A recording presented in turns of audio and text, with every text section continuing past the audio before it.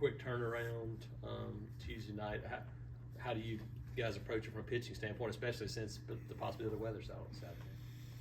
Yeah, I think we'll evaluate the weather as soon as starting tomorrow. I'll start there. 11 o'clock, I think everybody's getting together. Well, I started asking for help as soon as we got back from Florida. You just saw the long-range forecast and trying to do the right thing with everything that's going on campus and an SEC weekend. So the games are paramount and trying to find a way to get a 3-game series in. So we'll meet tomorrow Thursday at 11 o'clock to really try to get multiple sources of expectation and hour by hour for the 3 days to give us the best chance.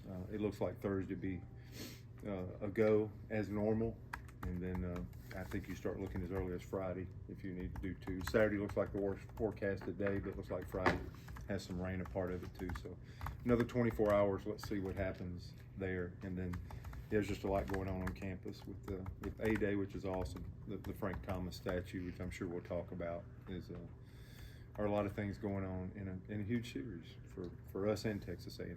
You can't go Sunday, right? Sunday's out. There's one game. Yep, but you start on Thursday, you got to end on Saturday. Yeah, I think so. Yes. Yeah. The one thing that they did was with our game with Alabama last year, they put in if you didn't have classes the next day, you could. That was setting at a 7 p.m. start back up. They've kind of eliminated that. That was a tweak from last year that would allowed us to get back on the field and finish that game. If there wasn't classes the next day, which I think we were out of school at that point, is the reason why that rule took change. Yeah. Thoughts on kind of how you might line up pitching, or are you still trying to figure it out? Yeah, so sorry I didn't get to that. We, purposely, of course, kept Cannon and Bauman out of the midweek game with the short week. So that's plan A, and kind of it worked for us at Florida. It was a huge win for us, and so those 2 guys, we need the pieces that are competitive to stay competitive, and so those are the 2 you would think of there. It looks like Chase Isbell would probably be out for this series with the oblique. Pretty promising report. But at the same time, we don't want it to linger. So, somebody's got to step into that spot. The second games, I think, we'll keep open. Now, if you wind up having a Friday doubleheader, you go ahead and have to throw the Saturday guy. But Tommy Bell, we'd like to keep that piece plugged in. So, we feel good about 2 of the 3 starting pieces right now. And so we're just anchored around those 3 guys and build around there. I could see a Crotchfeld and Nelson, and also somebody like that. Maybe also can move to the back end. I think it was really important to get him back in the ball game last night immediately, and try to make an adjustment or 2. And this is that time of the year we're playing a lot. We've been playing a lot, and even these shorter weeks. I think 4 of our 10 SEC weekends are Thursday, Friday, Saturday. So Easter brings this one into play, the last season of the year, and then a couple more along the way. So it's a lot of play, and it's you just get right back into it. It's not like you have a week in between to settle and go through your steps and reboot and build back up. You just keep getting right back in the frame. So that's what I expect for our guys to keep battling. We're at a very important part of our schedule here, just like our whole league is every year. This is actually normal what's going on, and we're at that portion of the schedule where we got to keep fighting and get a chance to play at home again. I think is huge with our fans, our people, and trying to go win another series at home. You talked about getting also in last night. Does some of the higher leverage situations or stressful pitches change their availability for this short series or this short turnaround to a series? Yeah, maybe. I think it shortens our outing. I do, and that's why you probably heard me kind of hint at a deal where also that may be a late guy. I think what we all know is we're looking for somebody that can maybe get those last 3 to 6 outs. Herbert Holtz was extended a little bit last night, so you'd think he pushes more. The other positive last night for me was Sheehan getting back out there, and I think that would be a guy that could move to a game 3 probability and be there for us this weekend. And that's, I'd like to have Isbell, but that's kind of decent timing if one's going off and one's coming on. But I said this over and over and over. It's hard to build an above-average SEC pitcher. I know our program's done it and done a great job of it. Respectable, I think. And then when you get either injuries or you get guys that are not quite ready yet, this is what you lock into, because I've said it over and over and over and over, and everybody gets tired of it. But this thing is about pitching, dominating the routine play, and timely hitting. We hit 5 balls on the screws last night in a big ballpark, and all these things matter in the one-run games. And we had the bases loaded there in the 8th, and you just need that one more. You just need a flare to fall in or something like that. So all that's good. The guys just have to hang in there and realize that staying in the fight's never bigger than now, and that's what some teams do. They'll stay in it, and some teams will kind of let go of the rope moving forward. And I do think that's been a hallmark of our program, of hanging in there in 21 that second half, and it bridged into last year, and then 19 the team stayed in the fight real good, and so we have to do that again with the new group.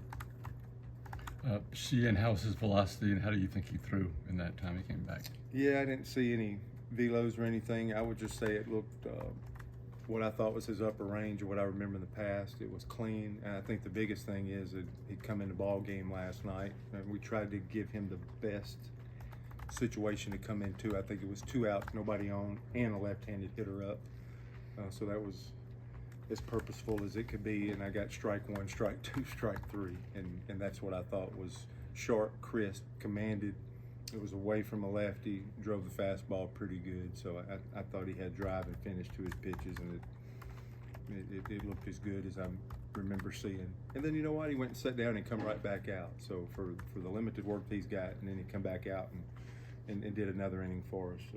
I thought that was pretty positive for Tommy. And with a veteran like that, I don't need to see 6 outings like that for him to gain my confidence with those 5 postseason appearances he did last year. If he can just do that one time with where we're at currently, that gives me enough confidence to put him on that 27-man roster. How much has it meant to you have Cooper Murray come back and hit the ball the way he has, even though some of those hits haven't fallen? Yeah. Hard hit balls haven't fallen yet. All you got control over is a great at bat. He's having them. He had great at bats in Florida. He had 3 of the best hard hit balls and got nothing to show for it last night to different parts of the ballpark. First baseman, outfield. He's seeing the ball as good as anybody right now in this small window collection of the last few games. And again, we know our challenges, but I feel like we're, if guys can hold in there, I think this is the best chance to have our best lineup that we've had, and I felt that way going into Florida. That's why I thought we had a chance to win the series if some things worked out for us. And I feel that way, coming out of last night, heading into another SEC series. That, Kaysen's down in the lineup, and we believe Kaysen is an older player. Caden Green gave us a little bit at Florida, and I think he reached base every time last night. Maybe HBP, walk, hit a double. And when we start getting a little bit, Nate's swinging the bat better. Swung it better at Florida. They got our first big hit RBI last night to get us going. So again, we feel like it's lengthened out the lineup a little bit, and when the bottom of the lineup can do a little bit and we can turn that lineup over, I think this is our best version of ourselves right now, as far as the lineup goes. What you mentioned, like Drew Nelson, Crotchfeld, you starting to get a feel for guys like that about starting clean innings or starts versus bringing them in with runners on base and having to work through some traffic. Is those things, especially for young guys, is that a big deal? That's what I want. We're trying, me and Coach Rock even. These guys, we know they'll hook it up, and we know they're going to do huge work for us. And that's probably part of the struggle, just getting guys comfortable. I mean, we can't do the fear thing, or the skill will get better too. But if they're getting them comfortable and developing their skill, we're trying to find that marriage where it starts getting on the positive side, or that intersection where things really start working for those guys. And this world, this season, this team, you want it now. And but every time we go out there, hopefully we're drawing closer to getting to that stage. So definitely believe in those guys, them continuing to get comfortable regardless of what day it is, whether it's a Tuesday or a Saturday or what day of the week it is, where you can be consistent, act consistent, get comfortable, and get to your stuff. Those are things that we're still working on. And yeah, in a perfect world, I'm trying to do everything I can. I just did the Sheehan example to you. We want to set everybody up. The game doesn't always allow you to do that. And our guys, you know, we were at it yesterday, you know, the best we could be, but, you know, umpiring seemed to be some things going on last night. We're even personally more animated, but, you know, that game come down to, they scored 4 runs on 2 singles in the first. Those are the things that we'll hang in there and stay in the fight, and everybody, you know, we all get tired of hearing that too, but we will. And we were back in a position where Ike Irish hit a sacrifice fly to give us a 5-4 lead, worked all the way back dug a hole right out the gate. 2 hours later, you're back in a ball game, and then you're trying to figure out how to finish. And a little bit of that timely hitting there in the 8th. So we'll do all that, but there's some things that we absolutely can control, that we can take care of, that is going to put us in a better position to win. That's what we control. That's what we need to focus on. And what's important now, if you're really talking about winning, what's important now is taking care of some stuff on the mound to not create offense for the other fella. And if we can get better at that, we're going to have a great chance to win this series. And it's, you know, there's not a lot of time to pout or to question.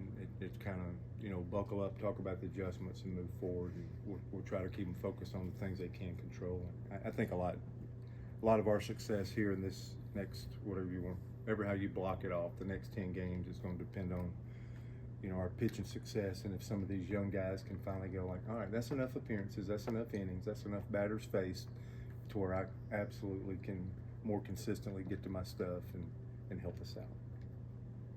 But what's it gonna mean to pull in this parking lot every day and see a statue of a Hall of Famer and Frank Thomas, from your perspective and their program perspective too? Yeah, it's gonna be great. Frank's bringing, you know, like 30 people in. He's bringing family and making a half a week out of it. I know Columbus, Georgia is not far away. There's family, so I'm hearing he's coming in. And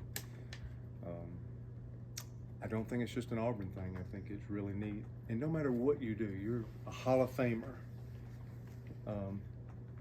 But everybody I've met that's close to that category, the Tim Hudsons or anybody that's gone on and played all over the nation and played at the highest level, there's still something special and endearing about college that just you can't measure. And when you're honored by your school, it's a big deal. I think Frank feels that way from my conversations. And it's an Auburn University thing. It's absolutely an Auburn baseball thing. It's a no-brainer.